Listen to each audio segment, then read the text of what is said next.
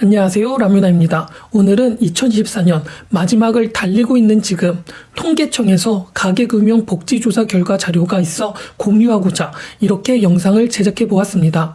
관심 있고 흥미있는 내용이 많이 있으니 영상 끝까지 봐주시면 정말 감사하겠습니다. 영상 시청하기 전 라뮤나 구독과 좋아요 꼭 부탁드리겠으며 바로 시작해 보도록 하겠습니다. 한국은행과 통계청, 금융감독원이 발표한 가계금융복지조사 결과에 따르면 고소득자들이 소득이 더 많이 늘어난 반면 서민들은 여전히 삶이 팍팍한 것으로 나타났습니다. 가구당 평균 자산은 1년 전보다 증가하였으며 평균 소득도 늘어나게 되었습니다. 이것을 쉽게 말하면 기준 국내 가구 평균 자산은 5억 4,022만 원으로 1년 전보다 2.5% 증가한 수치였습니다. 2023년에는 가계 자산이 2012년 통계 작성 이후 11년 만에 감소세로 돌아서기는 하였지만 올해 다시 증가세로 전환이 된 것이 가장 특징이었습니다. 지난해에는 집값 하락의 영향에 국내 가구당 평균 자산이 5억 2,727만 원이었으며 1년 전에 비하여 3.7% 감소된 수치였습니다. 이에 2023년 통계 자료에 있어서 주목할 만한 점은 가구 특성별 순자산은 고소득과 저소득이 상반된 결과로 나타났다는 점이었습니다. 소득 5분위별 순자산은 전년 대비 5분위에서 6.6%, 4분위에서 3.9%로 각각 증가를 하였지만 소득 3분위 이하는 감소를 하였습니다. 순자산의 점유율은 전년에 비하여 소득 5분위는 1.5%로 증가하였고 소득 3분위는 0.8% 감소를 한 것이죠. 순자산은 가구수가 60세 이상인 가구가 5억 1,922만 원으로 집계가 되었습니다. 전년 대비 증감률 또한 60세 이상 가구가 6.8%로 가장 높았으며 자영업자인 가구에서 5억 5,620만 원으로 가장 높게 집계가 되기도 하였습니다.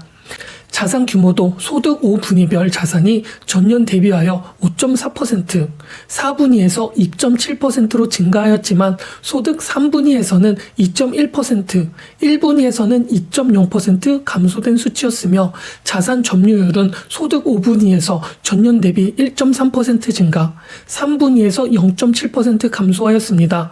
이것을 뜻하는 것은 여전히 서민들만 힘들었다는 것을 뜻하기도 합니다. 이에 소득 5분위별로 보면 5분위 가구의 평균 자산은 12억 3,780만 원으로 1분위 가구 평균 자산 1억 6,948만 원보다 7배 이상 높은 것으로 나타났으며 순자산 5분위별로는 5분위 가구의 평균 자산이 16억 2,291만 원이며 실물자산 80%와 금융자산 28%로 구성이 되기도 하였습니다.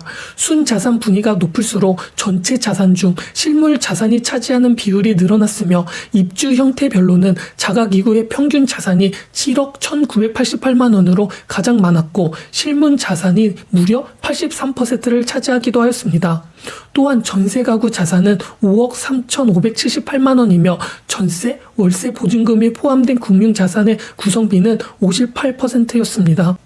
우리나라 가구는 소득이 증가하고 여유 자금이 발생하면 대체로 저축과 금융자산 투자에 나선 것으로 조사가 되었으며 부동산 구입이 23%, 부채 상환이 20%로 뒤를 잇기도 하였습니다.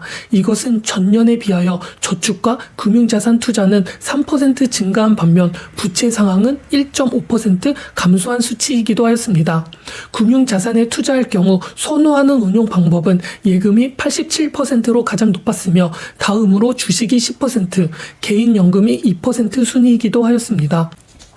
이에 부채에 있어서는 올해 가구당 평균 부채는 9,128만 원으로 전년 대비하여 0.6% 감소한 수치였으며 가구의 자산에서 부채를 뺀 순자산의 경우 4억 4,894만 원으로 전년에 비하여 3.1% 증가한 수치이기도 하였습니다.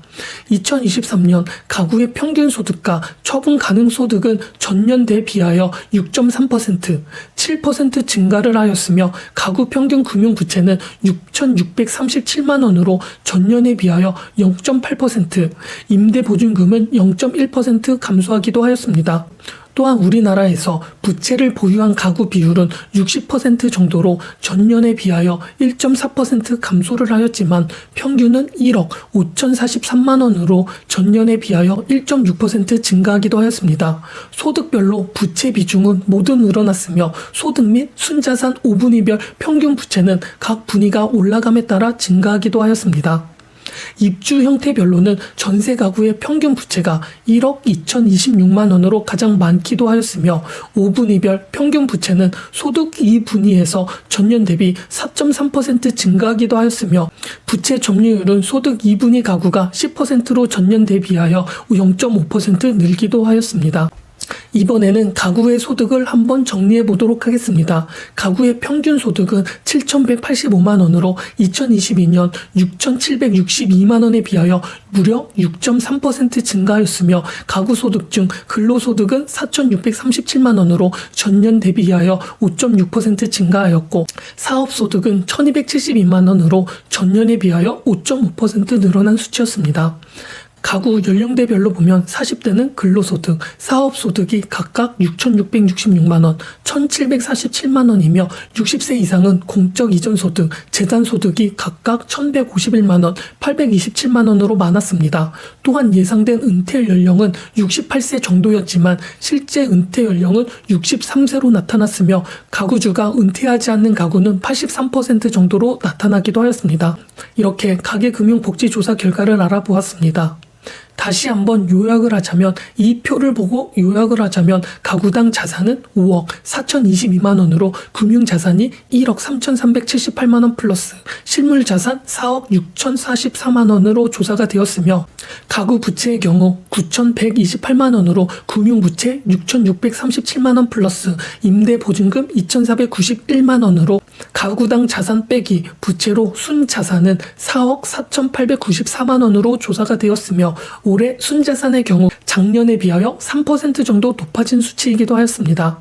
가구 소득에 있어서는 근로소득이 4,637만 원, 사업소득이 1,272만 원, 재산소득은 559만 원, 공적 이전소득, 사적 이전소득 등 전부 합한 소득으로 총소득이 7,185만 원으로 나타났으며 가구의 비소비 지출은 1,321만 원, 세금은 430만 원 등 지출에 있어서는 작년 대비 전부 증가한 것으로 나타나기도 하였습니다. 즉 2023년 처분 가능 소득의 경우 5,863만 원으로 전년에 비하여 무려 7% 높게 높아진 소득이기도 하였던 것입니다.